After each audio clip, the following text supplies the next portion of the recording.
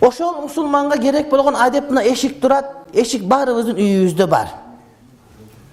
Үйүңө киргенде же үйүңөн чыккан учурда урматтуу бир тууган биринчи адептердин бири эшикти каттуу жаппаш керек эч убакта. Тарсылдатып каттуу түрткөн урматтуу бир тууганым, бул мусулманчылык адепке туура келбеген маселе. Кээде ачуубуз келгенде, кээде башка кылганда биз эшикти каттуу түртүп киребиз же каттуу түртүп чыгабыз. Барып шаракат жабылып, кайра ачылып, кайра жабылып, ушундай бир инерция менен аракет кыла турган болуп калат. Мына ушул урматтуу бир тууганым мусулманчылык жакшы көрбөгөн адептерден. Байкагансызбы? Бирөө менен сүйлөшүп отурсаңыз, сиздин сөзүңүз ага жакпай калганда, эшикти каттуу жаап чыкканда бетиңизге бир чапкандай эле болот. Шунчалык көңүлүңүз муздайт. Эми ушуну айтып атсаң, баарыбызды чогултуп алып, башыбызды оорутуп айтып атканыңыз эшикти каттуу жаппа деген сөзбү деген маселе келиши мүмкүн.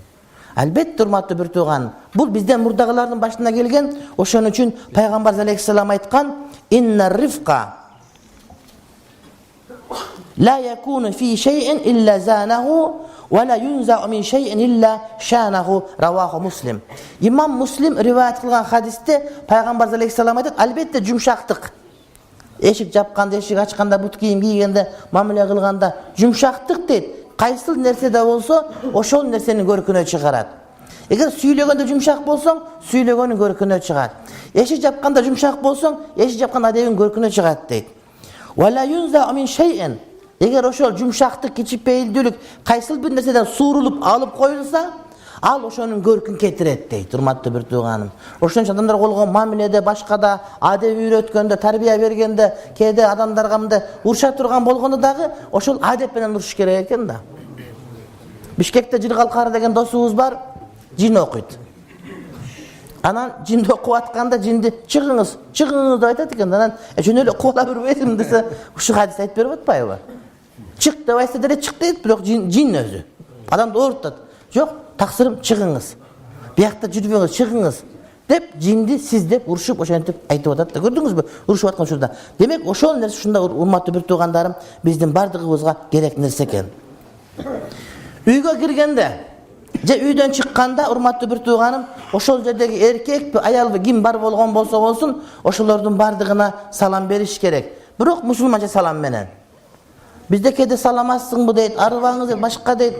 Саламатсыңбы деген салам, урматтуу бир тууганым, кыргыз тилинде жок салам.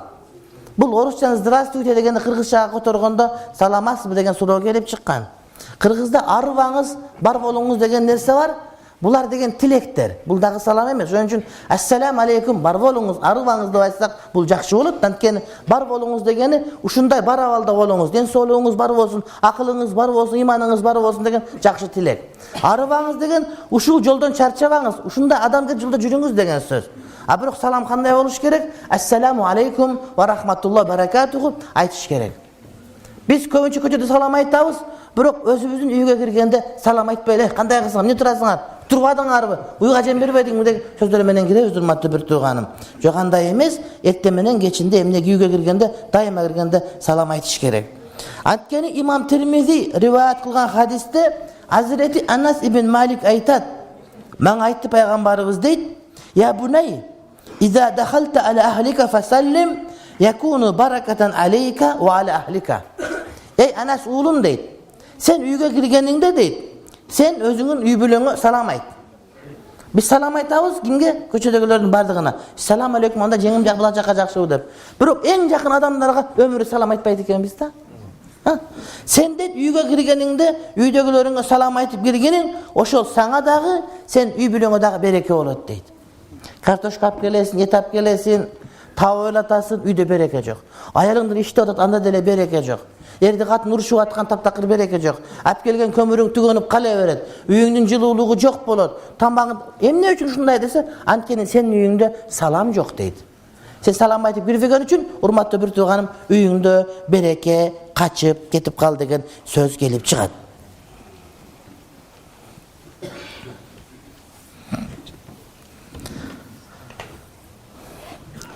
Hazreti Abu Hurayra aytat, Peygamberimiz aleyhisselam aytdı deyt: "İza intaha ahadukum ilal meclisi felyusallim, fa iza arada an yaquma felyusallim, feleysatil ula bi ahaqqa minel ahireti." Ravahu Tirmizi. Бул хадис кандай? Биздин көпчүлүгүбүз киргенде салам айтканды билебиз, бирок коштошуп атканда салам айтпай кетип калабыз да. Биз киргенде да салам айтыш керек, үйдөн чыгып атканда дагы салам айтышыбыз керек. Азирети имам Тирмизи риваят кылган хадисте пайгамбарыбыз айтат: эгерде силердин бириңер кайсы бир адамдар отурган жерге, мажлиске келсе, ошого жеткенде салам айтсын. Ассаламу алейкум ва рахматуллах баракатух деп дейт. Жана ошол мажлистен туруп кетип атканда дагы салам айтып анан кетсин дейт. Бизде жакшыла, макула, мейли деп кетип калат, жок андай эмес. Ассаламу алейкум ва рахматуллах баракат деп салам айтып андан кетиш керек. Мына ошондо береке болот. Фалайсатул ула би ахакка минал ахира. Биринчи салам экинчи саламга караганда көбүрөөк, важибыраак эмес дейт. Эмне деген сөз? Биринчи салам кандай маанилүү болсо, экинчи салам дагы ошондой эле мааниге ээ дейт. Бизде ушундай эгерде келген салам айтпаса, таңын оозу кыра, биз салам айтпайсың деп биз сөгүп урушабыз да, бирок кетип атканда салам айтпай кетсе, ага унчукпай эле кое беребиз. Как будто биз ойлойбуз, биринчи салам милдеттүү салам, ал эми кетип аткан саламдын кереги жок деген. Жок, андай эмес. Шарият боюнча келгендеги салам менен кетип аткандагы саламдын даражасы урматтуу бир туугандар эмне? Бир дей.